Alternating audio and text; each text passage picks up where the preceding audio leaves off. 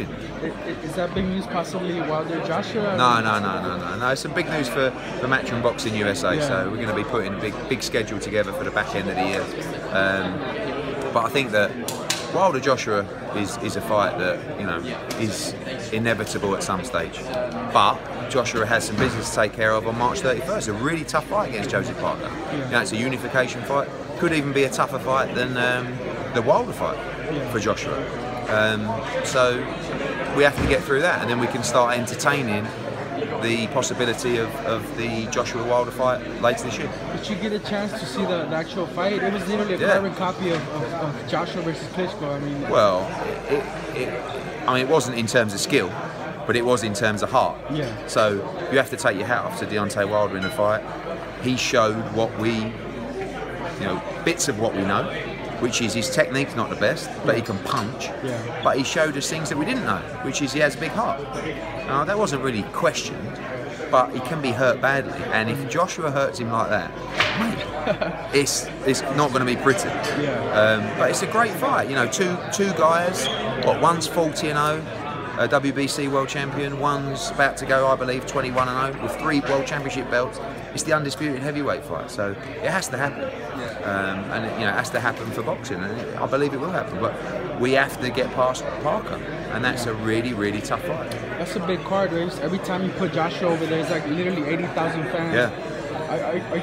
Are there plans to possibly bring him to the US at some point this year? Yeah, I mean, I think that the Wilder fight either happens next or it happens in December with us fighting once in between. Mm-hmm. So again, there's so much focus on this Parker fight that all the other plans are sort of on hold till that's over and he becomes the unified, again, world heavyweight champion. So, but there is a big chance that Joshua could come to the US in August and fight Wilder in December, or we just wait and do it in the winter or fall. Eddie, you're a great promoter. I want to get your thoughts on how a promoter should deal with the circumstances that Canelo's facing now going into this big fight. If you've heard the news, May 5th, how does that affect the fight, if it affects it at all, and how would you deal with it? Well, it's just terrible for boxing. And again, who knows?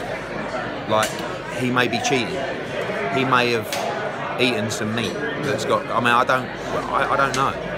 But if he's cheating, then it's disgusting. And if he's not, then he's unlucky, but then his profile is tainted so badly anyway, so you can't really win either way, I'd like to think he wasn't.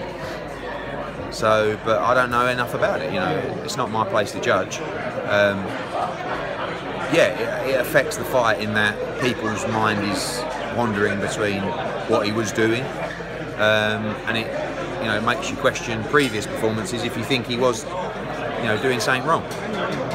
But still a great fight. And these testing processes, the only way you're going to catch people is on random testing. So really, we need these 365 day a year sampling processes. That means in camp, out of camp, 14 weeks out. Because these guys that are cheating, they'll have it in their cycles. They'll know when they can be tested and when they can't be tested. That's why testing on the night is a waste of time. You have to test pre-camp, you have to test 12, 14 weeks out, not 8 weeks out, not 6 weeks out. Yeah. If these guys are cheating, they've got the top doctors that are in place to try, as in cycling. You've seen it in the documentaries. It's so advanced at this level, but it's not cycling. It's a sport where you're going in there to do physical damage to your opponent. So if you're cheating, you should be imprisoned, not just banned from the sport. So we have to really make sure that everybody comes together, promoters, broadcasters, commissions, governing bodies, to ensure that there is a testing process. And to be fair to a lot of the governing bodies, that is in place, a lot of random testing programs. And in England, if you're a British boxer, you're subject to random testing with UCAD. The commissions over here need to do the same. They need to have a system in place that if you're licensed with a commission, you're already subject to random testing, not just for the WBC or the WBA. So, but in England, we have a universal body that represents all fighters in the country. Over here, you've got dozens of commissions because of the size of the country. you have a legitimate claim that you do have the face of boxing, the star in boxing, Anthony Joshua. A lot of people will argue and say that it's actually Canelo. Where do you stand in that you have the star, the main attraction in boxing? Well, I think, you know, when you talk about America and Mexico, Canelo is a bigger star. When you talk about UK and other territories, it's Joshua. So Canelo's a great fighter and a star of the sport. I just feel like Joshua is a unified heavyweight champion of the world. You know, in terms of his look, his image, the way he talks, the way he looks, I believe he is the star in boxing right now. But, you know, he's got a long way to go. He's only had 20 fights. Yeah. And I keep saying to people, you know, Wilder's making all this noise. Wilder's been a pro for, what, 10 years? He's had 40 fights. He's had 7 or 8 defences of his world heavyweight title. He's never had a unification fight. This is Joshua's 21st fight. This is 5th defence of the world title. It's his 2nd unification. So he's moving like a train. And he's going to be a huge star, but it's dangerous. All these fights are dangerous in the heavyweight division. Parker might beat him. Is this quick process, quick progress? Is that credit to you, credit to the handlers? It's to him, really. You know, we line him up and he knocks him over, but he's got to be willing to take the fights. And when he fought Charles Martin, everyone said it was too early. He knocked him out in 2 rounds, and everyone said, "Oh, Charles Martin's terrible." You know, then he boxed Klitschko. Everyone went, "What is he doing fighting Klitschko in his 19th fight?" Then he beats him and everyone says, "Oh, Klitschko's too old." You know.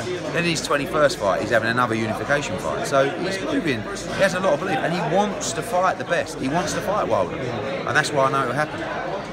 Okay, last question. I know you're very close to your fighters. You keep a close eye on them. Just talk to us about the relationship with Scott Quigg and this opportunity here. Could it be his final bid at greatness? Yeah, it could be. I mean, it's a 50-50 fight. And you know, again, I have to take my hat off to Top Ring and ESPN because